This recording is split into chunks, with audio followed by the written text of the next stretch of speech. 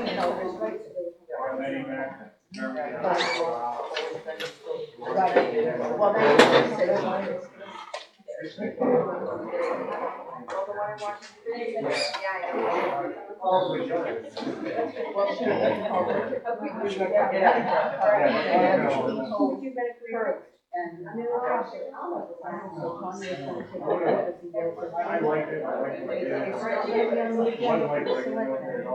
because that's already been drawn out. They do it at a time, but each time we get this, we're gonna have it in her, when she, right. And she has. Should be an interesting debate anyway. You know. Maybe. Yeah. So that.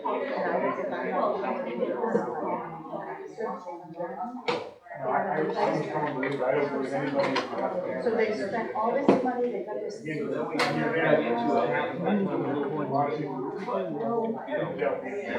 work in there. I just dropped down the bottom, so it's not working down there. We need to help down there what we need. It worked in there.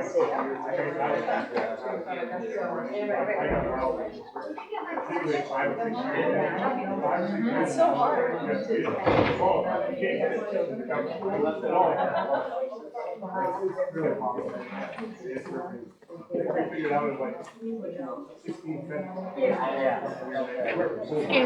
Who are you filming for? For us. For? Me.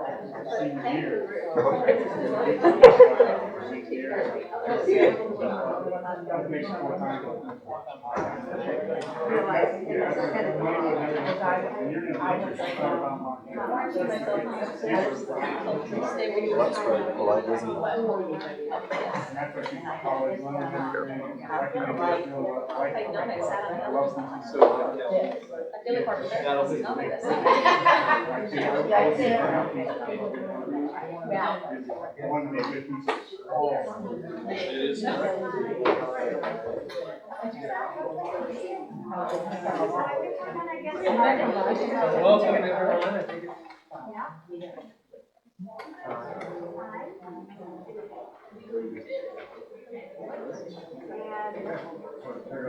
I'm gonna turn it over to you for the first talk.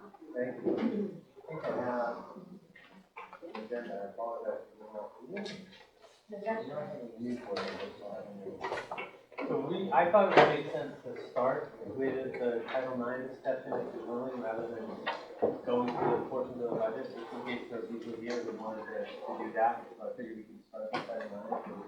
Am I able for that? Yes, I am. Okay. So I have not really spoken to anyone on this topic except Linda and Wayne. So I thought maybe if You have your hat on and stuff? if you're willing, maybe walk us through, Mr. Walker, what you talked about a little bit, and then I didn't come pre-planned with anything or any judgments. I figured it would be a conversation and we'd go from where the board is at. Like I wanted to basically put a motion for us to, and like I said, like what Mr. Fry said, we're thinking about one subject here, it's protecting the female in our school. We want to protect all our kids, obviously, but right now this is the priority right now for Title IX. And I just want to I would like to put a motion, we vote, we uphold the Title IX. Men only, in men's sports, women only in women's sports, like we talked about, if there's an exception, or our exception is already in place. For a football example, women don't have an equivalent, so they can play football if they choose to. And that's okay. I mean, I feel like their choice to do that. What I'm saying is we follow the guidelines and also take any schools that are not following guidelines off our schedule Because if we're following it, that's great, but if another school isn't, they have a chance of hurting our athletes. And we want to protect our athletes anyway, even at our school and other schools. And I have tons of examples of, and the point is, it's just not one trans person hurting one biological female. They take a spot on one biological female, but they have the potential to hurt a lot of other biological females down the road based on biology alone. Muscle mass, bone density, bigger lungs. I mean, it's a no-brainer. So we separate sports for a reason. It's kind of silly we have to do this again, but it came up, and we should feel obligated to protect women's students too. And no one is saying trans can't play. No one's saying that. They've been playing on, if they're transversing to a girl and they were a boy before, they've been playing on boy sports before. They can continue doing it. No one's saying they can't. We're just trying to keep the females safe. They can still play athletes. No one's saying they can't. No one's saying anything about their rights or anything like that. But this comes down to keeping biological females healthy and safe on the field and everything. Like if anybody wants more example, like I said, the one that was brought up in the meeting, that one guy, they talked about the basketball girl, he went on to injure 2 other girls that game. There's 3 girls were injured before halftime, they had to play. He also, sorry, I'm going off of memory, but he also goes on track and field, 400-yard hurdle, he holds the record, and the shot put. By over 6 feet, he holds the record in shot put. And we do have a female girl student on our board. We can ask her, she's in track, I've seen her. Ask her what it would take for her to overcome a 6-foot discrepancy in the record for first place. They can't do it. Typically, you know, it's inches separate first and second. And 6 feet, that's just, it's not right. And like I said, it takes away their hopes and dreams. My daughter has a dream of playing shot put. She's 8 years old, she's going to state since 5 years old. That's her playing Olympics as a shot put one day. That's what she liked to do. I mean, I want to protect her dreams, not just my daughter, but everybody's daughter. We're here to protect everybody's daughter. But like I said, I have plenty of examples of where it shows that, you know, it's just not one. It's not just one that hurts. And then he goes on in volleyball, the same guy, 68 sets he started. He has more kills, which a kill is a return shot that's unreturnable. I didn't know I'd look it up. If you don't know, when you pull it in volleyball, a kill is when someone, say, spikes the ball and it's unreturnable. That's a kill. He leads his team with it's a girls' team, 171 kills. His combined, the whole team, girls combined, is 131. I mean, there's a big difference. But like I said, no one's saying he can't play. He's been playing on the boys. Let's go back to the boys. And if they want, do what women did. Start your own league. I mean, that's simple. Women did it. But they, again, wanted to break apart. And now we're back to covering up. But again, if they want to do that, be like women. Start your own league. Or, you know, stay where you're biologically fit. And just do what everybody else does. Just try harder. Practice harder. I'm sorry for arriving a little bit late. I just wanted to put this into perspective for myself. What are we talking about here? I don't know. Wayne Well, was, more specific, I mean. Wayne was sharing what his motion was kind of about, so that we could have a Oh, from conversation a little bit. Got it, okay, thank you. Yeah. Yeah. And so that's what he was working with. Sorry to interrupt, do you have any handouts? Sorry. No. No, okay. No handouts on that one. Okay, thank you. I have some budget handouts. Do you have just a general committee handout? Thanks, John. Can I just ask a clarifying question? So, from what I'm hearing, it seems to me like you're saying that there's a genetic advantage to being born one way, biologically.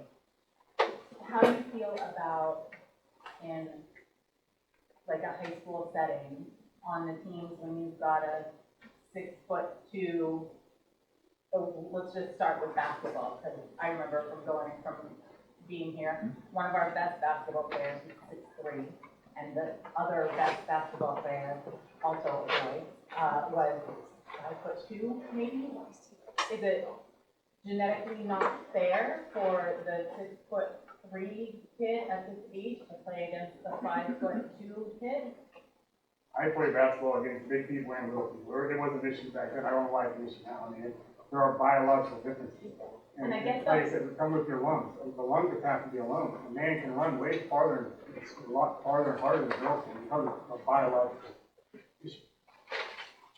That's what I'm saying. I I mean, don't you're want gonna to have to, argue with you about that, just, I'm pretty sure that the world record holder for endurance is a female,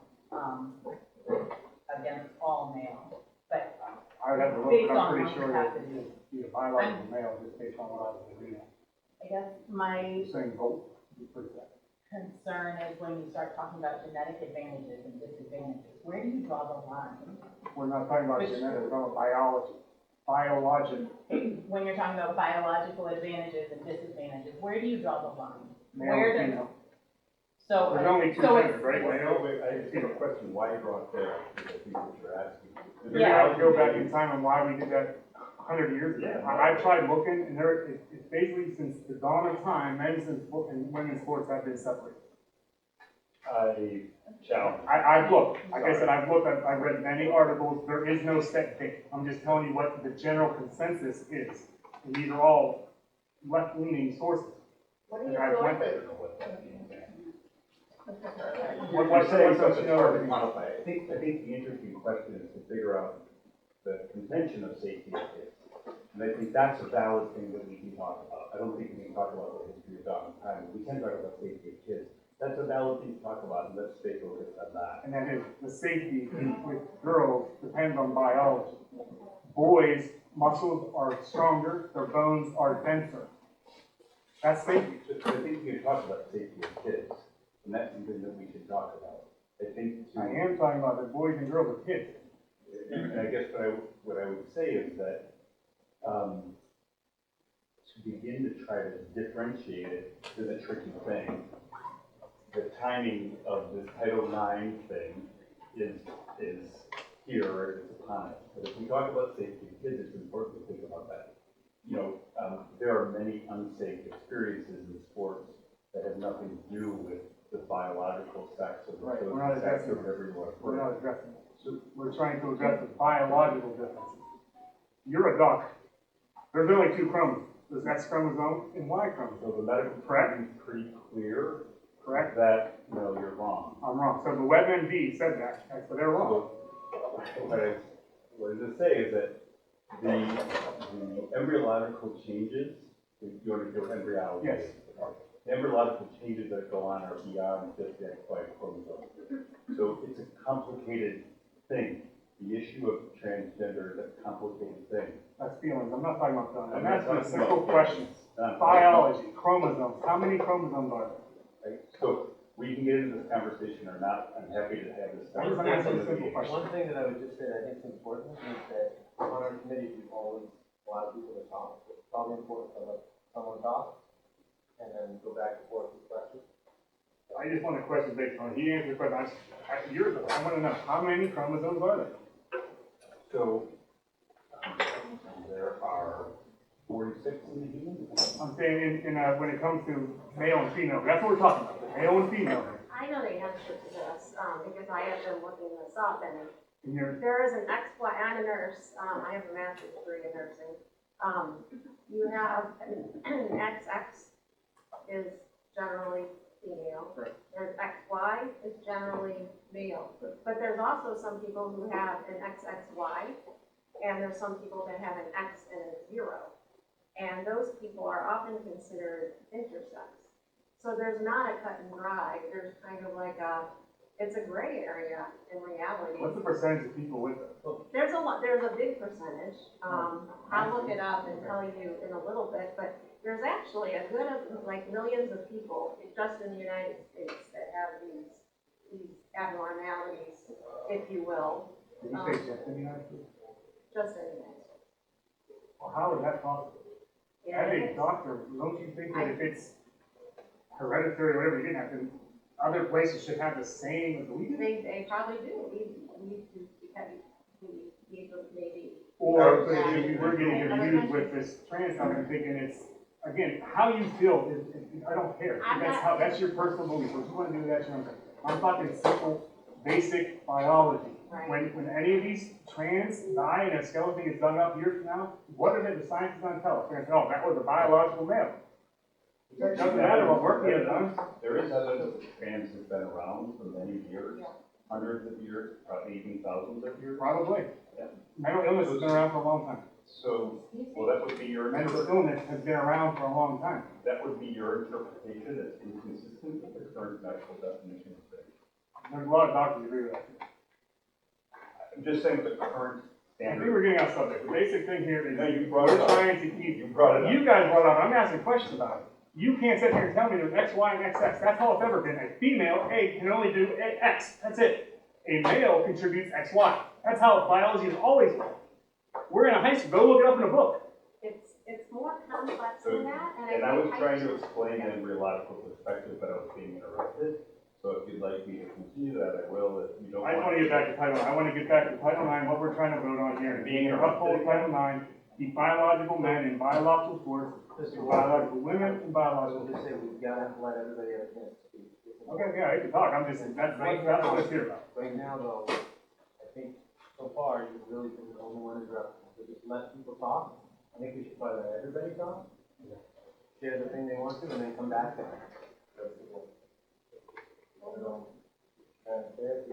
Well, I just wanna, I kind of get back to Title IX in specific.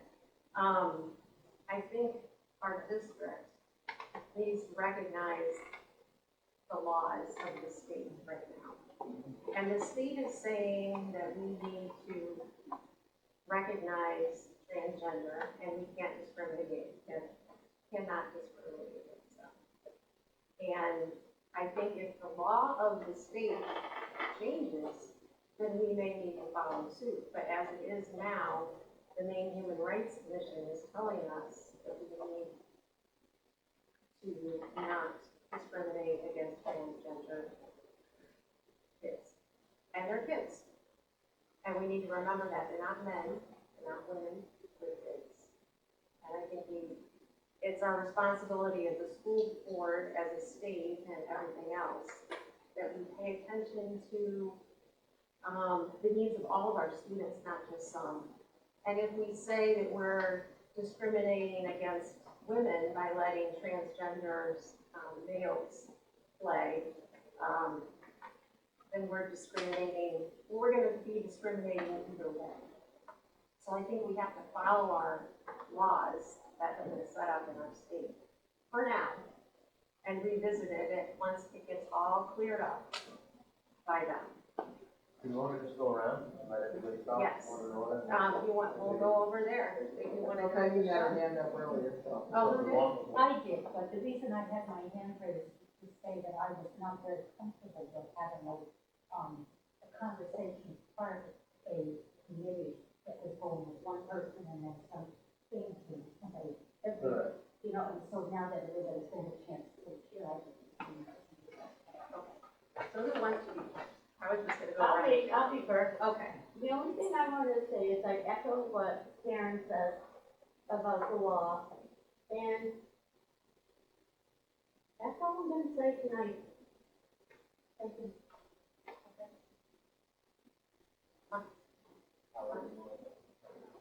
Yeah, I would say that my role as a physician, I can contribute things to the school board, but I think as a school board member, I think one of the most important things is, I think as a school board member, I think we live in a country where we need to work within the structures of the laws that we're functioning in.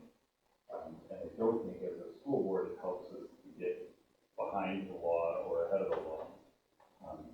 I have personal views as a physician that are both medically and experienced and informed. I actually think that those are less important than that we're actually trying to be consistent with what the law is. Because if the law changes in a way that I disagree with, my responsibility is more within my role as a physician to change the law. So I think with the law, the state is, and then how that plays out with the federal government in the situation is important for us to pay attention to and listen to while we try to look out for kids. And at the end of the day, we're going to figure out how to look out for kids within the context of the laws that are present. Our goal is the kids, and then we have to do that in the context of the laws.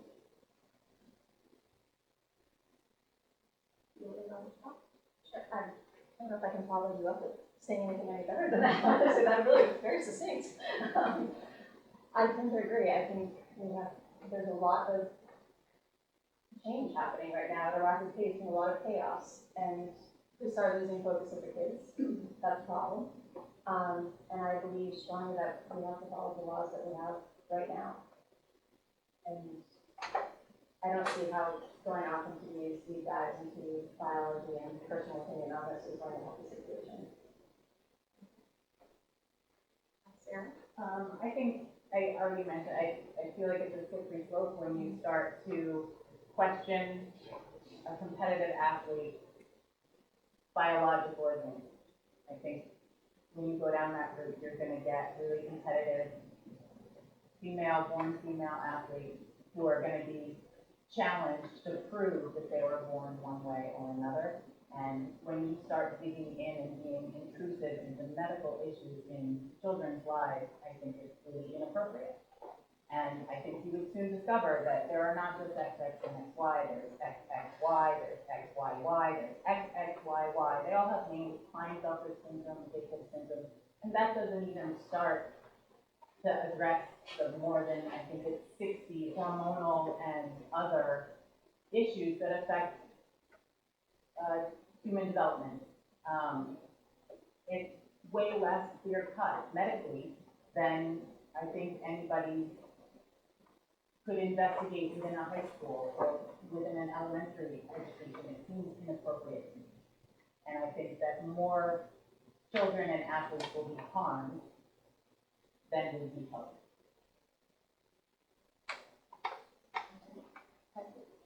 Did you want to say anything, Don? Or do you want to? Yeah, no, I think it's all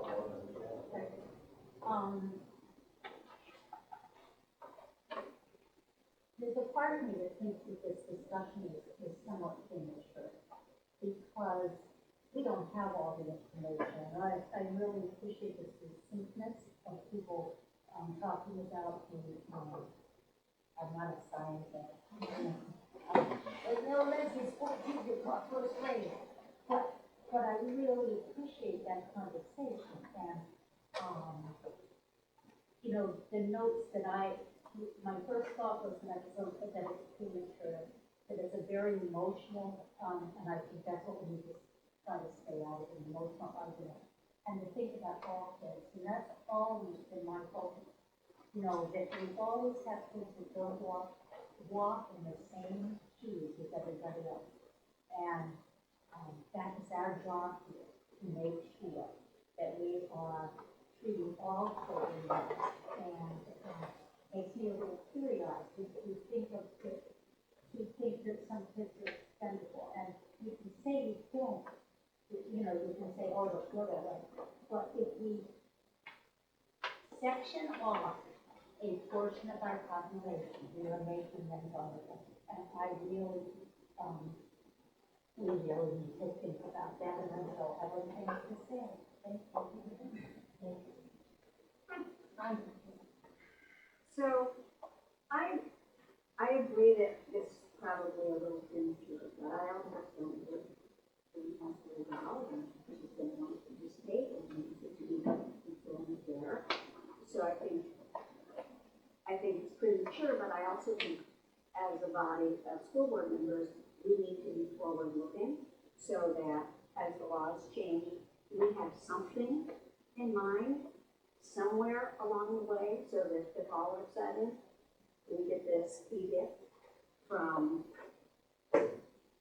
whoever, that we have a backup plan so that our kids aren't in danger. So it is a safety issue, and I read some real interesting stuff. The Women's Athletic Foundation was founded by Billie Jean King. Says co-ed sports are great, and that you need to start separating. But they also talked about the inequity of saying boys can't be on girls' teams unless there's no boys' team, and then they punish and they can do that. I thought that was real interesting. But boys cannot be on girls.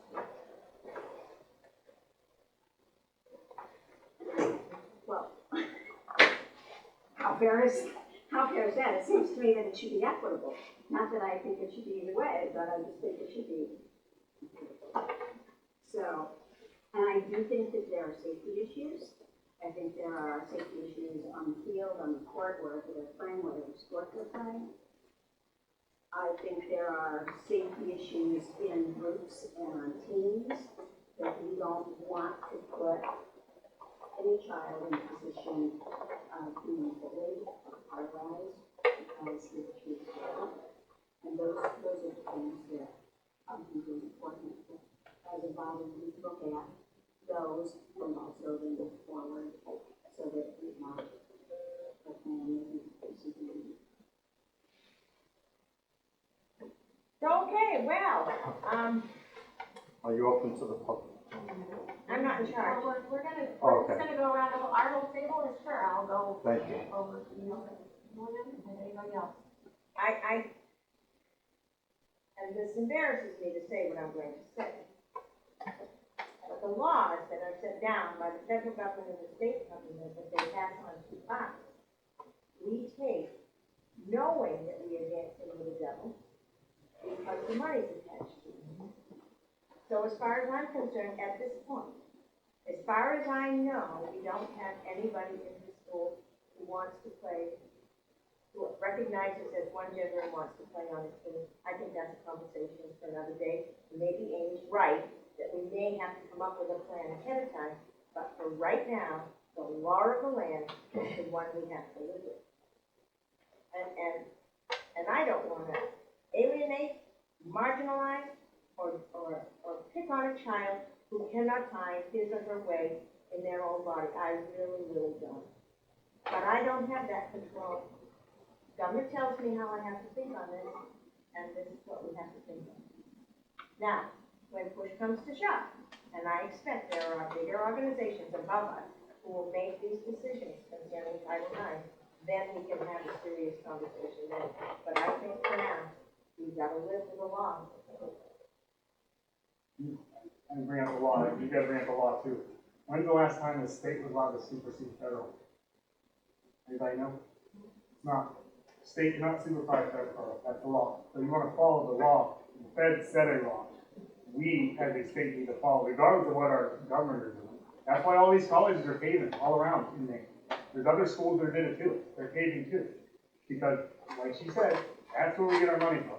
I went to the high school, we don't have a single student in the high school who even goes on this. Like I said at the meeting, I asked, I talked to the high school guy.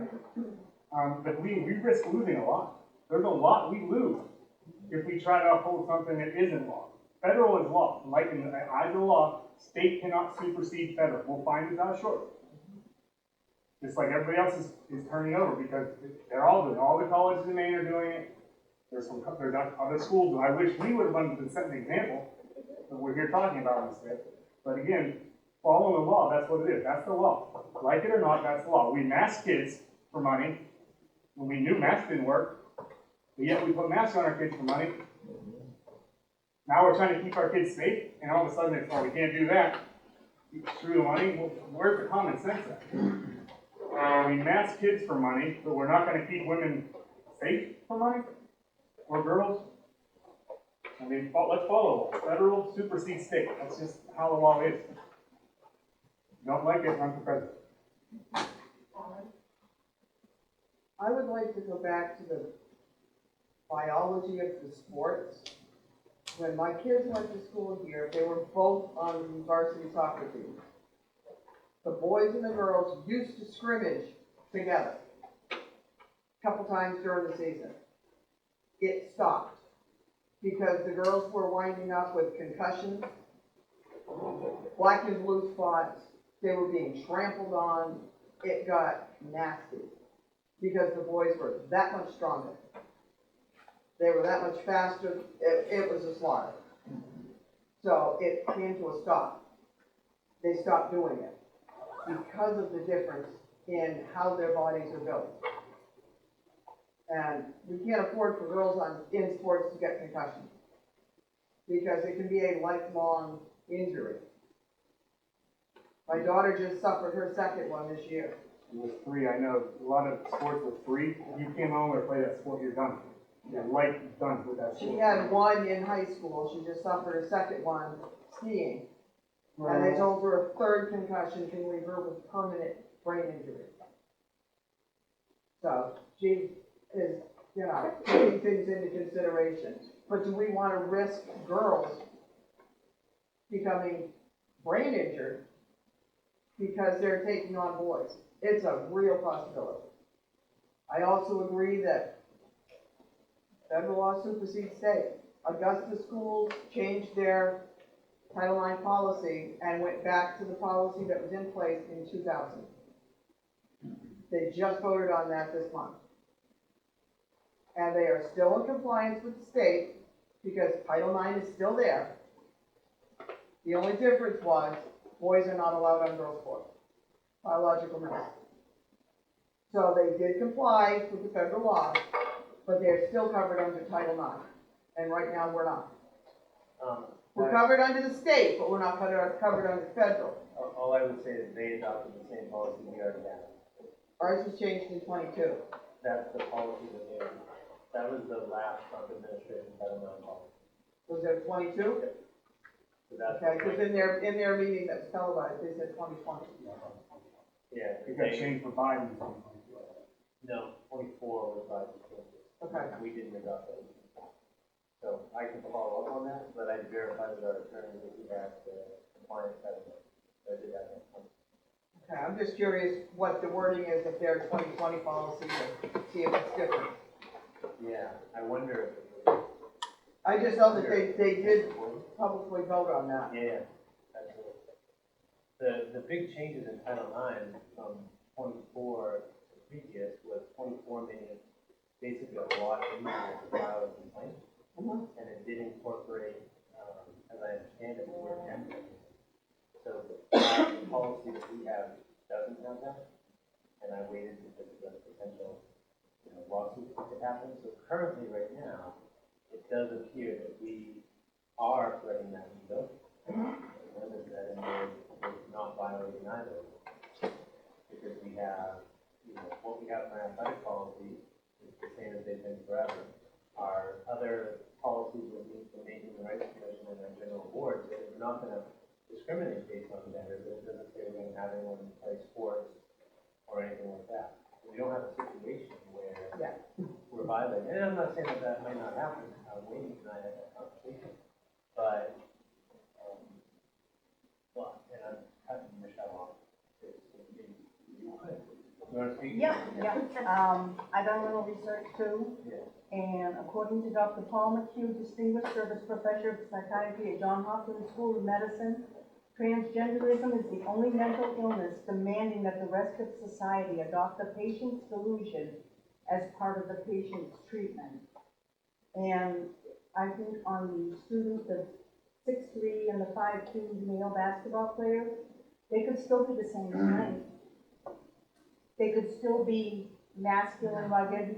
There might be a difference in the jumping and the height and all that, but I mean, they could still be, and, not putting kids in a box or whatever. I understand no child left behind, and I get all that, but you can't put other children at risk for the sake of saving or not offending one child. Every child is important, but you can't put, a boy on a girl's sport and because of your liability to get hurt.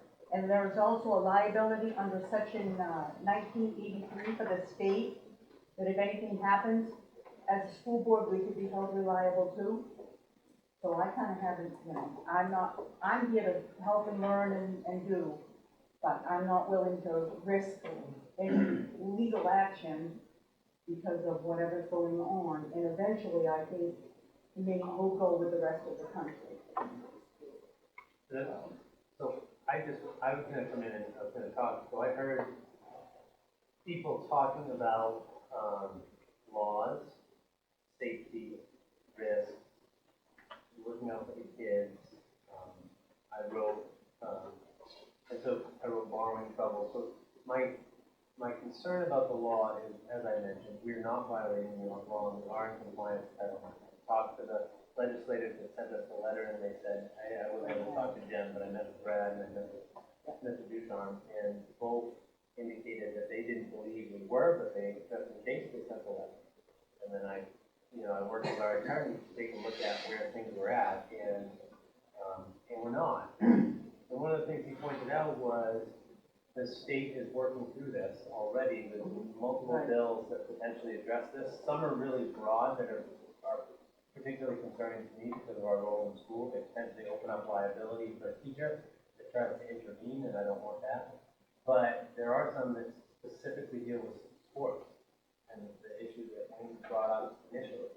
And I believe that it's in our best interest as a board and as a district to let that play out, to have that potentially be the action point. If the board were going to take an action point, take a stand on one of those issues I mentioned, like safety, and say, support a bill or justify a bill.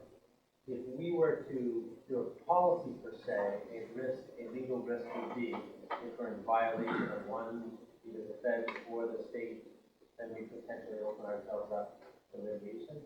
Money from the feds comes in through the Maine Department of Education, it doesn't come directly to us. So the Maine Department of Education is going to be the one who holds our federal funds before it comes to us anyway, in most instances. And then I certainly have no idea, there's a couple medical professionals here, I have no idea of biology. I share concerns about equity, just based on my own personal experience in sports.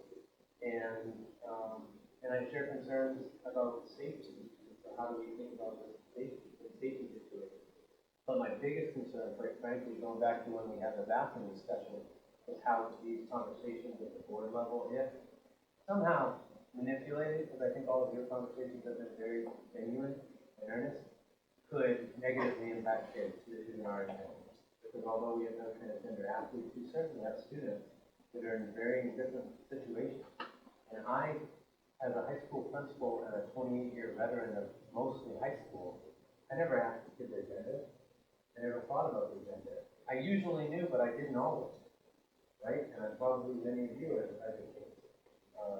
And I would hate to see us put in a situation where that's going to be an ongoing topic of discussion for the staff, etc. I would prefer to see us let the state do this because of the impact. But I appreciate everyone's passion. I know that it's earnest. Having spoken, I've only spoken with a couple of you, but individually about this topic. That's where I was at. Julia, did you want to add something? Yes, so that hasn't already kind of been covered? I think that actually we are following the state's policy, because if a transgender child came to our school and wanted your school and wanted to play on a team, that civil rights law of Maine would trump any policies you have. So it comes down to the question, are you following the state of Maine, or are you following the feds? I think the biggest mistake you can make is debate the issue of transgender and chromosomes and who's stronger. And people have pointed that out. It purely comes down to do you adopt the federal law or do you go with the state? And at the moment, we're complying with the state because it's a human rights law, regardless of whether there's a policy. You will never sway anyone's mind, I believe, on the subject. When I argue with my wife, I'm always wrong. I can't change that, right? That's the way it goes. So, and I do understand the issue with children that have, however the medical or whatever that is going on in their lives, wanting to play on that. But at the end of the day, the small price for that is that some of the kids on the team might not feel that it's a playing field. So it's trying to address the middle line. And because we don't have any transgender children in the school, is irrelevant to whether playing on sports teams, as pointed out correctly. That's irrelevant. You don't make policies for when it happens or if. You have them in place to be proactive. So you're really, and I know like the kids, we've got some John's concerns, but when federal funding's cut, if it is, and you lose all the Head Start and busing and other issues like that. So, you know, these are all things to think about. And I think you have local control, and it's purely what law do you think you should be supporting? And that's the only issue. No one's going to change your mind. Nobody. Anyone can say what they want. And to say, someone said that we don't get involved in medical rights and issues. You have health screenings before sports. You have vaccinations on children. So the school is very proactive already on all aspects of health. Vaccination, health clinics. So that's simply, it doesn't cut the mustard test here. And the whole time I sat on this board, I voted and did a lot of things I didn't want to do under Biden, and I was told it was a federal law, John, many times. It's not in our control. But now it's flipped. It seems a little bit spoiled or, you know, oh, we don't like the president. But this is why there's succession laws. And this is what happens in elections. The succession law, I looked it up too. I've never ever seen Maine reject the federal government. So it's up to you guys. At the end of the day, if funding is cut, you will have to answer to cut programs and the taxpayers. And we're not talking 10, 20%. It would be unaffordable, the bill that will be passed off. You're talking a collapse of the school system. Okay? And those are my thoughts. So, thank you very much. The President of the United States would cause a collapse of the school system. Well, he didn't, because you're not following federal law. And the last thing I have to say, he didn't cause it at all, okay? Oh, no. Biden caused the collapse of the country by dividing it. But I will back up and say, last I'm thing, sorry I said that, never mind. yeah, we're not going to be political, right? So, No, okay. I know, you're And the right. last thing I'll say is, we have school kids on the board looking and seeing. Set an example. When you come to a meeting and board members have their back to the audience and people, I have my back to the camera. yeah, I grew up in a generation that when you sat, if you're on a board or anything, you had the respect to at least face the board. Because talking to someone's back, there's no need for it, there's kids. Thank you very much. Yeah. Is there anyone else in the audience who wanted to speak? I know that there's obviously things, the only thing that I kind of have to feel like I have to say, since I thought civics and government is, the idea that the federal government supersedes the states always is actually almost reversed. The powers listed in the Constitution specify what the federal government is allowed to do, and the amendments specify what the federal government is allowed to do. Anything not specified there or built by the law about the states, so the states generally have more powers than the federal government by design. Anyone who is, well, so I don't want to go into politics, so I won't, but there are certain people that believe in a more constructionist view of the Constitution, and that it really should be that Constitution is the focus, which means the states have more power. So I just say that from the effect of, we're actually in a situation where we have a state saying that the federal government's interpretation is wrong. The federal government's interpretation of Title IX changed this year. It hadn't been that way for the previous, since Title IX was implemented. Or at least it hadn't been expressed that way. And so the definition of sex changed. And I'm not saying that's not wrong, that might be right. But that plays out in the courts, and that was the point of the attorney is that you jumping in to try to make, because I don't disagree with what Julian said, one of the roles of policy is to anticipate things. You're trying to anticipate something that's going to play out in the courts for which there is no precedent. So it's really hard for me, as someone who studied this stuff in college and graduate school, to have any idea where that's going to go. And the Title IX regs have been going to stay in the courts. The state said they were going to sue, and the state hasn't sued. I don't know why. I have not spoken to the governor. I don't know any of those things. But I do know that our attorney has said we're not in violation of either. So then we're left with that issue that was raised about safety. And right now, safety is not a concern from the perspective of what was brought up. It kind of is, just because we don't have that issue with our students in our school, when we play another school, they could have it. That's what I'm trying to say, like, I know we don't have an issue with our school, I talked to the principal, I know we don't. But when we go to another school, if they have boys playing on a girls' team, our girls get hurt. Right That's what's safe, right now, we've not had that situation that no girls hurt at all, except from other girls. So there's no other team we play with boys on girls' team. We haven't had a situation where we play other teams in any of these competitive sports we're talking about where that's been the case. But that, you're right that could happen. That could happen. I don't know what goes on in other schools. I just know that your policy can't prevent what happens in other schools if you legally only have jurisdiction here. And the only other piece that I hadn't mentioned about high school sports, because of the way the conversation went, is the rules in high school sports are that if we forfeit against Morris, because we choose not to play them for whatever reason, we then forfeit our chance to go to the playoffs. Because if you forfeit a scheduled match. So I have talked to people about, well, can you change the schedule? And no, you can't, because the schedule is done by the league. And you're supposed to forfeit 2 years of the playoffs, but you can petition to get 1 year back. And sometimes teams will forfeit because they're just so, because just what you said, actually, there's a risk. But you might have a football team that's so weak that if they play another football team that's really, really big, so they simply choose to that happens every month. So I just wanted to share those points. And I'm sorry about the government thing, but that keeps bothering me when I see it on the news. People are just wrong. Does federal law, when it's under a constitutionally protected area, supersede state law? Absolutely. But it goes the other way when it isn't. And there's tons of times where the courts, including the Supreme Court, have upheld states over the federal government because of that.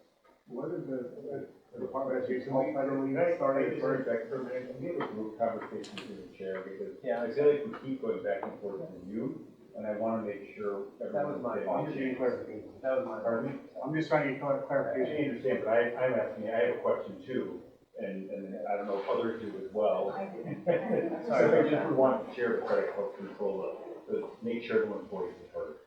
So I'm fine with whatever you decide if you want to go, but I also have a question. Okay. We want to finish your thought and then we'll go into Mike's. Okay. Go ahead, Mike. I was wondering, is there a pathway, so if we did have a policy that said we weren't going to play in a team where there was a trans student, is there a pathway where we would even know that? Is that accessible information? Not necessarily. Yeah. No, not necessarily. Okay. I mean, we may, because of the things you know through the grapevine, but I'm actually. But grapevine is part of the yeah, problem, Sarah's bringing up. Secondhand, I heard a comment from someone about one of our students, and they made the assumption that that student was the opposite gender, and they were wrong, and that was all sparked from these conversations. So that made me a little nervous. Yeah. My question about so that whole situation also bothers me and concerns me about the player who was repeatedly, I think you said repeatedly hurting other students with his field hockey. That was basketball. It was what? Basketball. In basketball. And there was some sort of hockey and volleyball as well. Yeah, so my concern there, or my question there is, where's the responsibility on the coaches and the refs for a player, regardless of any biological situation, who is too aggressive with other athletes? Where's their responsibility to pull those athletes out for those reasons, for that aggression? Because you mentioned that. I'll just have that directly to me. Yeah, I don't have knowledge of that particular situation that you brought up. Well, again, we set the policies and everything here for the coaches and everybody to abide. So if we set a policy for them to do that, then yes, they would have to follow us and we could protect our athletes. But coaches and refs currently pull out, I'm assuming, athletes who are being too I don't think there's aggressive, anything, violent. I don't think we have anything set up for that. I'm new, I don't. Sportsmanship, I've been a coach here, there's sportsmanship rules that guide that. You're not supposed to allow your team to hurt you. That's violating the rules of sportsmanship. Yeah, there is school. Thank you. Does anybody else have any other questions? I just have a question for John. The history teacher, John. Yeah. Since you brought it up. Yeah. So, all of this right now is on executive order. So, until Congress passes this as a law, it doesn't, like, does it make any difference in the world? Because in 4 years, if we change parties, and I don't want to get political, but that executive order can be overridden, and then we have to start over. I think it's two things there. So executive orders all vary, and some have a different level of legality than others, and I don't totally understand that. I'm not interested in it. And so that part I can't really tell you, but yeah, we basically wait for the next president. And sometimes those things get codified by Congress, and that will change that, and it goes back longer than Congress or the courts overrule. That happened a lot with several years in a row. That's happened with congressional, presidential, where the courts have overruled. You also have, though, the administration, the executive branch runs the government. So they interpret the laws Congress has passed, right? And so this is both. This is the executive branch interpreting a law in a little bit different way than it was before, and executing it. In the end, you have an executive presidential order, so you have both. And so the only way for those to be, that those questions to be answered is for Congress to take action or the court. Yeah. I think that's the problem with the chaos that's going on federally right now with all of these executive orders coming out, is the term is changing daily. And if we start reacting to everything, it's just gonna be a mess. I mean, that's why I really feel like wait for the courts to either catch up or for Congress to act before we can I really. think if we were in violation, I would. That would be different, I think, but right now, we're kind of, like you said, we're threading that needle. It's not ideal. I'm a practical person by nature, but this, it feels like it's just too soft to ground. It does say, I'm just looking up a couple of things, and John, I don't mean to. Yeah. But, an executive order is not a law in the sense that it does not go through the legislative process. Yeah. It is not binding on everyone, only employees of the executive branch. And so it really is a directive, hence the name, in order to, the way I understand these, to the executive branch. A law is something that's created by legislative bodies. The executive branch, being a separate branch of government, does not create laws. That's the way I understand it. No, I appreciate that. Yeah, no, I was thinking of it, because you don't need an executive order to have an interpretation change from the department, but, you're right. Oh, yeah, I think we're getting too far into the executive order. We're trying to make our sports safe and fair for our athletes. That's what I started doing when I tried to bring this up. I know we got sidetracked. Bring it back to the safety and fairness. That's what we're trying to do. We have an opportunity to do something about it here at our school. That's what we can't control any other state, any other school. We can do it here. We can say no. We're gonna stand up for all females and all males. You know, keep it fair for both sides. That's what it comes down to: safety and fairness for all students. It ain't fair. I know, for a big example, there's a 6-foot guy and a 5-foot guy. I wrestled a heavyweight, and I was 5 pounds over heavyweight, and I wrestled guys that were 50 pounds over heavyweight. But that's just, I had to train harder. I still beat them. They were bigger than me, but I was stronger because I went to the gym more. The same time, you can do that as a guy. But if you have a female, she's never going to be able to go to the gym and get stronger than a guy. It just doesn't matter. Maybe not all guys, but some guys. She might be able to go to CrossFit and get stronger than some guys. Yes. I agree, not all guys, but some guys. Yeah. Go ahead, Brian. I think the opportunity, if we presume the idea that our female athletes could be at risk of being injured by an opposing team who has a trans athlete. I disagree with that, but I'll assume that for the moment. I don't know how we can prevent them playing against an opposing team with a trans athlete. but we don't have any way of knowing if the opposing team has a trans athlete. So I think that the opportunity is only apparent, it's not real, because that's not information you have access to. Like you said, the coaches should know that. No, I Coaches should should know say going that. into it. The coach, you said the coaches are responsible for safety and well-being of the children, correct? For sportsmanship. For safety and well-being. No, If they're hurting, They're responsible for sportsmanship, they're not responsible for knowing that their athletes might be trans. I thought you said that if the coach had a kid who was hurting someone, they were their responsibility to pull on the field. If somebody's showing poor sportsmanship, then you should. pull Right, them off. so that's the thing, so a coach is gonna know if he has a male on a female sport is hurting, because in the Coach locker room, wouldn't- you're gonna Coach know. wouldn't know that necessarily, I guess is what I'm saying. There isn't a pathway for a coach to know that. There's a pathway for a coach to know the performance of the athlete by saying, hey, you're being aggressive and hurting someone. That's different than knowing whether they're trans or not. Our principal knows that there's not a single female on our team that is a male. If he knows, if he's not a coach, I'm sure the coach knows too. I don't know that he would know that, but I don't know. I asked him, I talked to him. I don't know what You the- do, right, I did talk to him. Does the principal have access to medical records? I would assume. I don't know I that. would assume, but I don't know if he would have access, Yeah. if he would necessarily know exactly who was trained and who wasn't. Yeah, I think that might be protected information. We have access But I don't know to that. the designated gender of students. Designated gender. Yes, well, and it's all in our system. Yeah. You have access to, the high school principal would have access to any medical records that he, we have very limited medical records. So most of what we know, when we have a student who fits into various categories, and I'm gonna talk in generalization, because I imagine having this conversation, about African Americans or some other group, you can identify them, and there's a reason that federal law actually says that if there's 10 or less kids in a category, you can't specifically talk about data in that category. They would share the data. So we have to be careful in how we have those conversations. But I have, all of the administrators would have information about any student who's in a unique situation because they work so closely with them.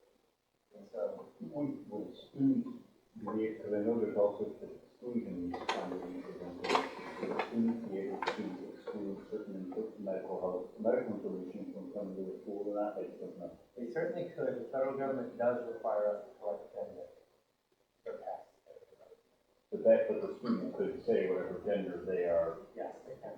yes. So that in essence, that is information we may not have. Yeah, we certainly could not, especially on the students that moved. Any student who's been here for a long time, we generally know. Yeah, then you We don't would know have if the they same were in gender, kindergarten. yeah. So yes, that could happen. I feel like my administrators very much know the needs of a variety of kids. Sure, I'm just trying to think about other school districts No, that we we're wouldn't. playing against. There's no way we could assure we know, right? And there's And no, a coach. one of the bills calls for us to know the gender of whoever walks in the bathroom, regardless if it's during the school day or outside the school day. That would be an incredibly impossible bill to execute. Okay, Linda over there wants to say, where do we go from here? Because I can see everybody here has a feeling, a thought, a perception, a point of view. And that'll go on until midnight, and my butt on this chair does not last me until midnight, I'm sorry. So, where do we go from here? Usually, we as a committee would get a sense of if there's a consensus, and if there is a consensus, we either change the nature of the motion Okay. to something different, or we completely talk, or we simply stop and move on. Because everything that comes out of this committee then is a recommendation, correct? We take to the full board, Or just minutes. or just, Talk, right? okay, maybe no recommendation, just me. All right. I'm ready to go. Matt? Do we think we, Vernon, did you have one more thing to say? I have a question for Mike and perhaps you. And I don't know all this stuff. When a child is transgender, they go through hormonal changes as far as, testosterone and Some choose to and some don't. would that make it, maybe I should shut up. I know what It you're can make saying. a that it difference, can make the a difference. hormonal treatments will change the structure of the body and the way that the body is structured. And I could say muscle mass there, but that is different in different individuals, so I don't think that's inclusive. What's inclusive is the structure of the body will adjust. May I ask a follow-up question? Is that if that those hormonal treatments can started before puberty versus after puberty? Like if they have. Not enough of an expert, but yes, I believe it have an impact.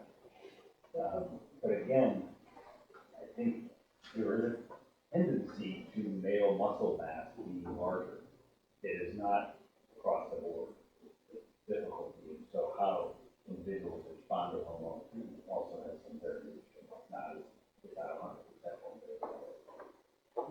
So, okay, I'm quite concerned about a child in our school district that people thought was transgender when they were born. And I think, did I hear that correctly? Yeah. Okay. I think we need to be very careful to make sure that we do not create an environment that is human. You know, we don't want to look at, you know, we do have 6'2" girls that are big. I mean, you know, we don't want to do that to our girls either. You know, I think we need to be cautious. So I'm not sure how we go from here. Well, I was going to ask if I could, I don't know if you have to ask the census or. Well, that's what I'm wondering, that was my next question, and So I just, kind of on the divided side? yeah, I wondered if you wanted to leave it where it is tonight and say we will revisit it in 3 months. So I made a motion before, we didn't do the motion now? And that's what we're all here for. Well, we don't do motion, we don't do it's not correct about that? That was You just said we for, could request that, so we can talk about it. consensus is what, like, Generally, we have multiple people. I know. We have any, So- so we can break it up. And it might be a changing of the topic, you know, it might be a changing of the topic to stuff like bar.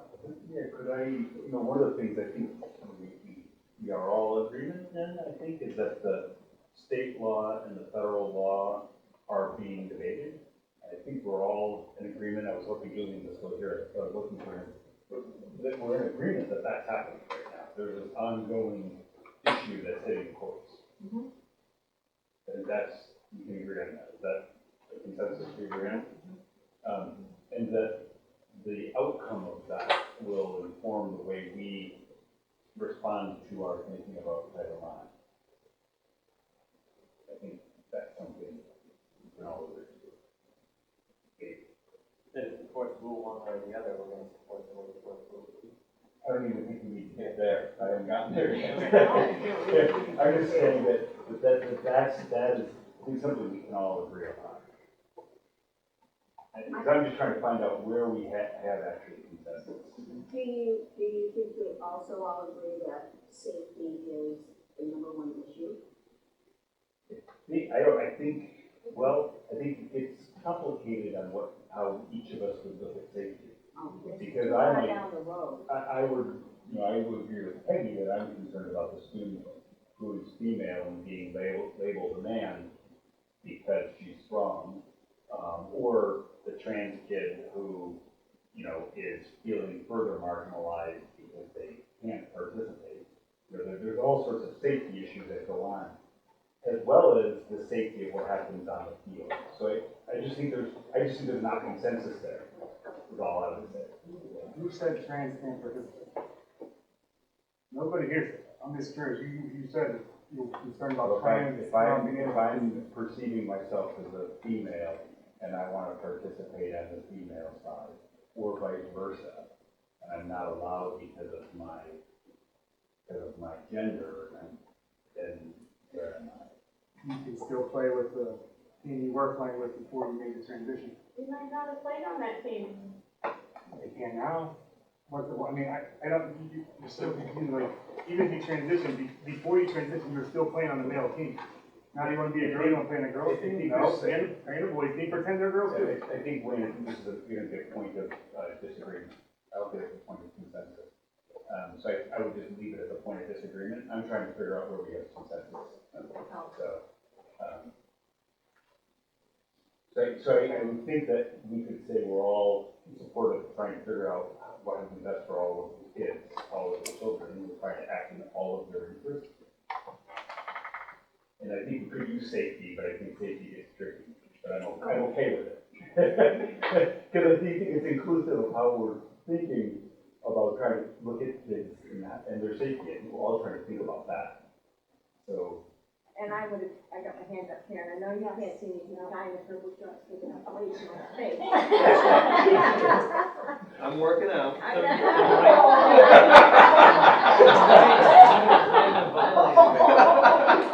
sure, I probably should have stood up.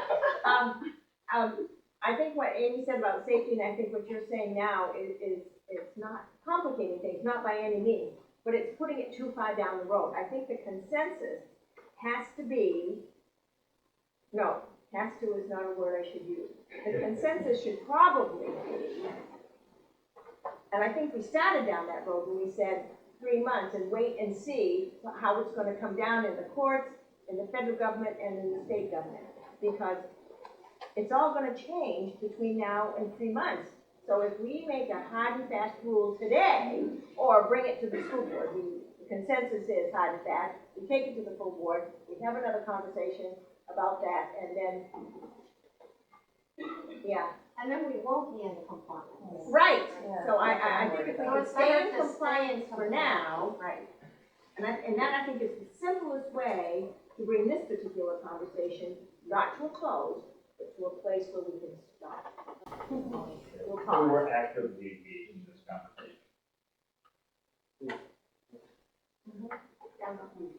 No, just motion. My question is, when it gets decided, judiciarily, will then, be on a state site, just do the whole state of Maine, if we were all found non-compliant, or will it go as a school-by-school basis for federal funding? States have been non-compliant before, and it goes to the state level and doesn't impact the school. Usually a non-compliance when the state education, you don't end up losing federal funds. You don't lose federal funds because the state has still used it in order to impact. I just want to make sure that as a body, we honor your concern, which is why I said that we revisit it in 2 or 3 months. Just because I think it needs to be kept on the table, Wayne. I don't think it should be brushed off. No, I mean, we can clearly see our meetings, it's not going away. We're talking about it in the meetings, in like 3 or 4 meetings, and I think it's not going away. And you have the courts, but you also have our state legislature taking this up as well. So you have different groups within.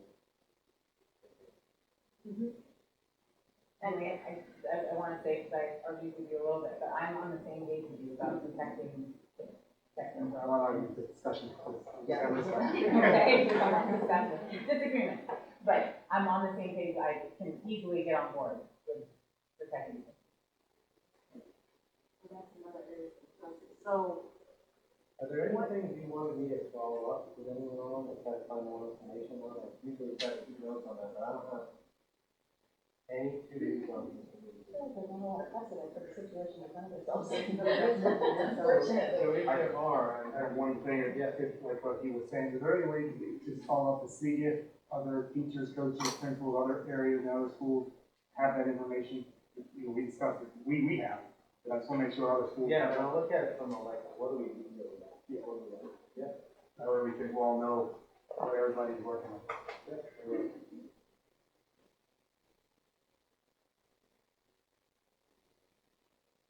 So, do we have enough consensus here that we will hold off on any further action? We have a certain amount of time, or until bring it up I don't know that we have time to bring it up every meeting. We've got a budget. Yes. I'd like to see us bring it up, say, in June after the budget has been started to be resolved, and we haven't voted one way or the other. Okay. That's a good idea. But that, well, Yeah. the beginning of June is when we meet, Yeah. so. And then we'll know which way the budget is gonna go, and I'm sure we'll be meeting again. And it would be again as a policy. Yeah. That's a great idea. Yes. I have those once in a while. Yeah. Not often. So John, when you write the minutes for this, you know, please make the recommendation that we are sort of waiting, not waiting, you'll come up with the words that'll impress me, I know. Just say, moving, we're on pause because we're waiting for more direction from our courts, our state and our. Same thing we'll talk about with federal. Yeah, I will. yeah. Why do we need a recommendation? We don't need a recommendation. Oh, nothing at all? But we do need to talk, we Yeah, have well, to there'll be read the minutes when we minutes. talk. Yeah. Oh, just the minutes, never mind the recommendation. Yeah. Perfect, perfect, perfect. And if somebody push asks, And I'll We'll just note say. that we're gonna revisit it. yeah, okay. Perfect. Okay. Budget? Let's do the. It's not, I've because, done this a few times. because we've been through. Because we went through most of the sections of the budget, last time, you actually don't have a ton to do. I'm gonna start with special education, which is the red tab. And we'll work through, I think everyone in this group was either at the last board meeting or the last committee meeting, so if you don't have the status quo budget here now, then I can give it to you. We'll do that update, but I won't if you already have it. Yeah, oh, that's right.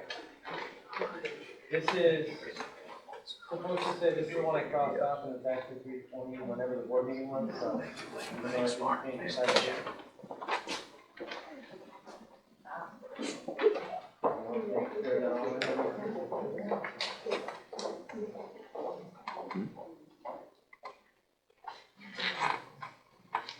So, I think it's important just to go over the overall budget like we have so far.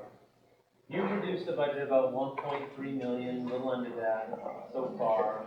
We are working to pull together additional reductions, which I plan to have for you for the next board meeting, kind of a summation of those. I wanted to bring to this committee that right now our budget calendar has us meeting on the 15th of April for program and policy next on the budget, and we're meeting on the 17th or 4th. The reason we're waiting till then to dig into them, so you will have finished the full budget this year, is because we aren't going to get health insurance likely until the 10th or 11th, and as a result, I think it's important to have those conversations. I want your idea of doing a full board meeting on the 15th, and not doing it as a board meeting, but instead doing it as a budget workshop. What that means is, when you do a workshop, is the board is not going to take a vote. The board's not going to take action on anything. When you do a workshop, you're announcing to the public that we're going to work on a topic. So we will work on the topic of the budget. The reason I'd like to do that is that brings support and EPDC both together at the same time. So we can talk about all of it. And it might be a longer conversation, because I think, depending on how health insurance comes in, we're going to have some moves that I'm not comfortable making, and you're not going to feel comfortable. And so talking about those as a full group on the 15th makes sense to me. And then on the 17th, we talk about it as a full board again and take action. That'd be a regular board meeting. So all it would do effectively is move the support meeting from the 17th to the 15th. We meet together as a full board. We have to put out together notice, public notice like we always do. But we do it as a workshop. That would be here. That would be, I will figure that out. I want to make sure it's plenty of space. Probably, because we've met here before. But I confirm, and I bring it up to the full board when we meet next Thursday anyway, to go over it.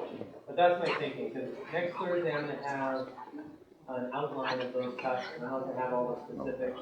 We also have to understand that when we look at cuts, these are people, so I need to, my contract, have conversations with them before they're identified. And a lot of those are pretty specific, so there'll be